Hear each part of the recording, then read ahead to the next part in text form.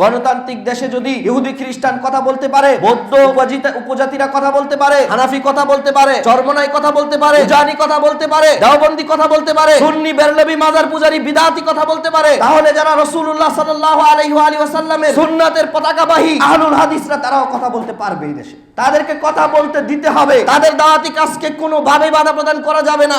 আল্লাহর জমিনে আল্লাহর পরিবারভুক্ত মুমিন মুসলিমরা আল্লাহ তাআলার দলভুক্ত। তাদের মধ্য থেকে সব থেকে যারা উপরে আছে, সব থেকে এগিয়ে যারা আছে, তারা যারা সালাফি মানহাজকে অনুসরণ করে। আজকে যখনই সরকার ব্যবস্থা নাই, যে যার যার মতো রাস্তায় নেমে যাচ্ছে স্লোগান দেওয়ার জন্য। কোরআন এবং হাদিসের সহিহ সুন্নাহ প্রচার করতে গিয়ে চাঁদপুরে বাধাপ্রাপ্ত হচ্ছে, সিলেটে বাধাপ্রাপ্ত হচ্ছে, অমুক জায়গায় বাধাপ্রাপ্ত হচ্ছে। তারা আমাদের মসজিদগুলো ভেঙে দিচ্ছে, আমাদের মাদ্রাসা গুড়িয়ে দিচ্ছে। বাংলাদেশ সৃষ্টির সূচনা লগ্ন থেকে শুরু করে এমনকি আরো পিছনে 1947 সাল থেকে দেশ ভাগ হওয়ার আগ থেকে আজ অবধি পর্যন্ত বাংলাদেশের হানাফি সমস্ত হানাফিদের কাছে একটা দাবি জানাচ্ছি, কোন দিন কোন ভাইকে মসজিদ ভাঙা তো দূরের কথা, কোন দিন কোন ভাইকে আহলুল হাদিস সালাফি মসজিদ থেকে বের করে দেওয়া হয়েছে, একটা নজির আমাদের সামনে পেশ করা হোক। গোটা বাংলাদেশে 1947 সাল থেকে নিয়ে আজ 2025 সাল পর্যন্ত একটা নজির বের করা হোক। শত শত উদাহরণ আছে। আহলুল হাদিস ভাইদেরকে মসজিদের ঘাট থেকে বের করে ঘাড় ধাক্কা দিয়ে বের করা হয়েছে, মসজিদে বেঁধে রেখে পিটানো হয়েছে, আমিন বলার কারণে পিটিয়ে হত্যা করা হয়েছে, সালাফিদের মসজিদকে ভেঙে ফেলা হয়েছে, সালাফিদের মাদ্রাসাকে ভেঙে ফেলা হয়েছে। আমি দেখলাম ফেসবুকের মধ্যে স্লোগান দেওয়া হচ্ছে, আহলে হাদিসের আস্তানা এই জমিনে রাখা হবে না, লা হাওলা ওয়ালা কুওয়াতা ইল্লা বিল্লাহ। আহলুল হাদিসদের আস্তানা রাখা হবে না মানে এই দুনিয়ায় সমস্ত আইম্মায়ে কেরাম আহলুল হাদিস ছিলেন। এমনকি তোমরা যাকে মাথার তাজ মনে করো, আমাদের থেকে বেশি মনে করতে পারো না। তোমরা যাকে ইমাম মনে করো, ইমাম তোমরা বলো ইমামুল আজম যাকে মনে করো, ইমাম আবু হানিফা রাহিমাহুল্লাহ, তার নাম নেওয়ার আগে আমরা রাহিমাহুল্লাহ শব্দ ব্যবহার করি, তাকে আমরা মাথার তাজ মনে করি, কিন্তু তাকে নিয়ে আমরা বাড়াবাড়ি করি না। তার ব্যাপারে আমরা এই পচা কথা বলি না যে তিনি 40 বছর এশা রোজু দিয়ে ফজর সালাত পড়েছেন, এই পচা কথা আমরা বলি না। বরঞ্চ তার যেই কথা কোরআন এবং হাদিসের সাথে মিলে যায় আমরা চোখ বন্ধ করে মেনে নেই। সেই ইমাম আবু হানিফা আহলুল হাদিস ছিলেন, সেই ইমাম আবু হানিফা সালাফি ছিলেন। তাহলে তোমরা সালাফির আস্তানা রাখতে চাও না মানে কাকে কথা বলতেছো? আহলুল হাদিসদের আস্তানা রাখবে না মানে কাকে কথা বলতেছো? হতে পারে সেটা আহলে হাদিস আন্দোলনের প্রোগ্রাম, তাতে আমার কিছু আসে যায় না। আমি নিজে জমিয়ত সুবহানের সাথে জড়িত হতে পারি দাওয়াতি কাজের ক্ষেত্রে, কিন্তু সে আমার আহলুল হাদিস, আমাকে দেখতে হবে আহলুল হাদিস ভাইয়ের স্বার্থ আগে দেখতে হবে। তোমরা মনে রেখো, তোমরা বলো যে আহলুল হাদিসরা 14 দলে বিভক্ত, আমাদের 14 দলকে 14 মিনিটে এক করা সম্ভব, কিন্তু তোমরা হানাফিরা 100 দলে বিভক্ত, তোমাদেরকে 100 বছরে এক করা সম্ভব না।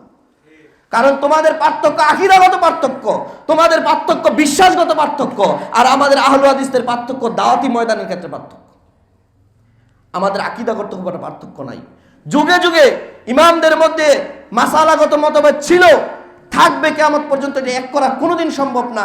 কিন্তু সমস্ত আইম্মায়ে কেরামদের আকীদা ছিল এক।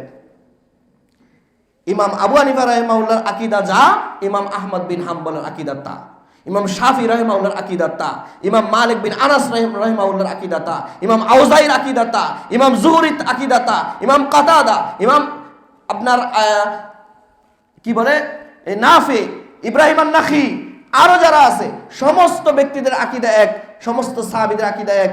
কার আকীদার সাথে? মুহাম্মদ রাসূলুল্লাহ সাল্লাল্লাহু আলাইহি ওয়াসাল্লাম আকীদার সাথে। তোমরা কেউ রেজবিকে অনুসরণ করো, তোমরা কেউ উজানির পীরকে অনুসরণ করো, তোমরা কেউ রশিদ আহমদ গাঙ্গুহিকে অনুসরণ করো, হ্যাঁ, তোমরা কেউ মুজাদ্দিদ আলফে সানিকে অনুসরণ করো। আমরা কোনো ব্যক্তির কথা বলি না, আমরা স্বয়ং বলি মুহাম্মদ রাসূলুল্লাহ সাল্লাল্লাহু আলাইহি ওয়াসাল্লামকে অনুসরণ করি।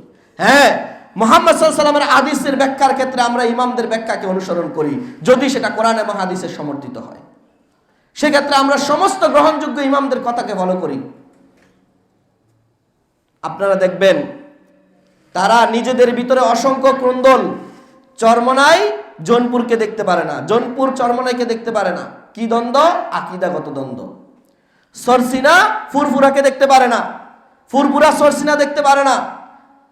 যারা নাম দিচ্ছে আহলুস সুন্নাত ওয়াল জামাত, তারা আছে আহলুল বিদআতি ওয়াল শিরক। তারা হচ্ছে আহলুল বিদআত ওয়াল শিরক। তারা নিজেরা বিদআতে লিপ্ত, শিরকে লিপ্ত, মাজার পূজায় লিপ্ত, খুরাফাতে লিপ্ত। এমনকি তাদের ভিতরে আপনার শিয়াতন্ত্র ঢুকে গেছে, তারা নিজেদেরকে দাবি করছে আহলুস সুন্নাত ওয়াল জামাত। এই অবস্থা যদি আহলুস সুন্নাত ওয়াল জামাত, তাহলে আহলুল বিদআত কারা?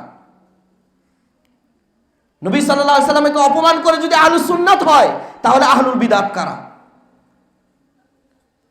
আল্লাহর নবী সাল্লাল্লাহু আলাইহি ওয়াসাল্লাম শিক্ষা দিলেন, দৈনিক মানুষকে 5 বার সালাতের জন্য ডাকার জন্য সালাতের আজান দিবা। আজান এটা আল্লাহর নবীর আদেশ এবং আল্লাহর নবীর জীবদ্দশায় সাহাবীদের কর্ম। আমরা বলি আমরা নবীকে ভালোবাসি, নবীকে অনুসরণ করি, সেই জন্য আমরা আজান দেই। তোমরা নবীকে ভালোবাসো, কিন্তু আজানের আগে তোমরা চিল্লাফাল্লা করো, এটা কই থেকে পাইলা? এটা নবীকে ভালোবাসা নয়, নবীকে অপমান করা। তোমরা নবীকে অপমান করে তোমরা মুহিব্বিন হয়ে যাও। নবীর আদর্শকে জলাঞ্জলি দেওয়ার পরে তোমরা আহলুস সুন্নাত ওয়াল জামাত হও। আমরা নবীর আদর্শকে বাস্তবায়ন করার পরে আমরা দেশে থাকতে পারবো না মানে?